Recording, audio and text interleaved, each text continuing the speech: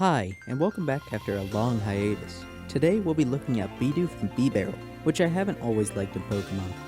It wasn't until Bidoof's big day that I really started to like the little goofballs. Anyway, let's get started with an ecological analysis. Starting off with the anatomy, we're going to be looking at the teeth. Bidoof's teeth, just like rodents in real life, grow constantly as fast as Rattatas, and are sharp and strong enough to break wood and rocks. By the way, the kicker that makes me more willing to accept erroneous Pokedex entries is that beavers in real life have iron coatings on their teeth to brace them, because a wrong chipped tooth could prevent gnawing, so they need it to protect them. So things like Skarmory having a coat of armor makes a little more sense to me. In regards to the snout, the reduced snout hints that smelling is unimportant to them, but its width tells us that strength is valued, and the large skull serves for lots of connection points for chewing muscles, enabling their powerful jaws that can chomp through stone. Their eyes are also pretty simple, and very small at least in Bidoof's case, and they're only very slightly outward facing. This is more akin to mice than beavers in real life, which is strange considering the potential predators in Bidoof's habitat might breathe fire. Also, this is where a gender difference comes in for Bibarel, with males having an extra face curl on either side. In terms of the body, Bidoof and Bibarel are very hefty. This matches with and reinforces my statement that Sinnoh is a more northern region, and this matches with beavers in real life. The extra fat keeps them warm in cooler waters and also cooler temperatures, especially because beavers often don't hibernate. In fact, they actually use ice to store their food. Bidoof and Bibarel may do the same. Bidoof's fur is also adapted to keep them warm, as stated in Legends Arceus. It's also made to enhance movement through water. Through small hairs and special oils on their coats, their pelts no longer resist against water and instead enable them to glide right through it.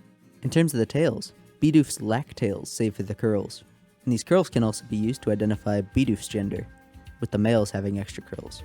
Bibarels most likely use their tails to assist in swimming, but another possible use is for the compaction of mud in their constructions, though Bidoofs seemingly get by without it. Or perhaps, as we see in Legends Arceus, they rely on a Bibarel to compact the dams for them. A third, the less likely use, is for intimidation of both predators and reproductive rivals. Beaver tail smacks in real life are quite loud and are used for a similar purpose, so it's plenty likely that their reasons translate into the game's lore.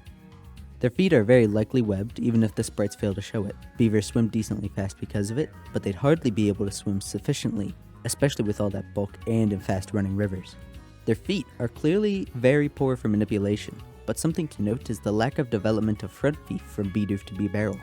Perhaps the front feet are kept like this to enable them to dig for roots for their dams and for food as well. Onto behavior. Bidoof and Bibarel have particularly interesting nesting habits. They nest near water, of course, which is done by beavers in real life to escape predators. Wolves and eagles are not great swimmers, so ensuring their homes are as close to water as possible helps them avoid danger. They're at their most vulnerable outside of water. Bibarels are similar in that they're very slow and stumbly outside of it.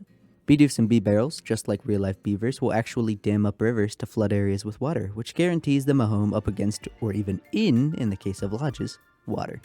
Granted, fearing predators is not something Bidoof and Bibarel seem to do. The two have eyes that are relatively forward-facing, and Bidoofs have nerves of steel. It's possible that near-water living is done for ease of movement for food and materials, just like beavers in real life. Also, quick note, beavers in real life use a special glue from their hinds to glue their constructions together for better structure. This glue is called castoreum, and is sometimes used as a vanilla filling. Yum! As stated in New Snap, these dams are very important ecologically.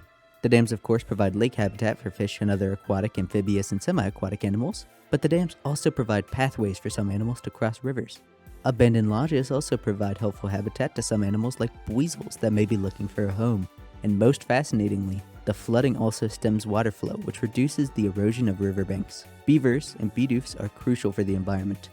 Moving on with their personality, Bidoofs are very non-aggressive, either recognizing trainers as no major threat or simply not bothering to care. As stated earlier, Bidoofs have nerves of steel and seem to just stare trainers down. Bibarels are stated to be industrious, so they may simply be focused on working.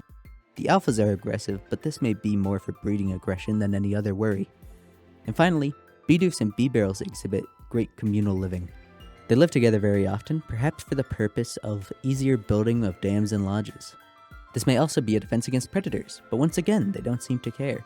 As for the diet, beavers in real life mainly eat herbaceous and woody plants, preferring softer stuff during warmer months and moving to harder stuff like bark, probably due to the lack of soft stuff, during the winter. It's also easy to snack on it while they're building their dams, just chew on the bark and then get to the wood inside. As for being someone's diet, assuming that a whole evolution line is present where any one member of the evolution line is located, these are the most likely predators. And finally, their interactions with humans. So first off, and most importantly, they're a pretty big pest. They chew on wooden constructions, and they can flood lakes that humans may be living nearby. This is actually a problem in Legends Arceus, where you need to get beavers out from chewing on houses. But instead, you then use them as labor. When caught, the Bidoofs are then used to help the lumbermen get wood for the village. Bidoof's presence also helps with humans by reducing water flow, preventing areas from flooding. And that was Bidoof and Bibarel's Ecology.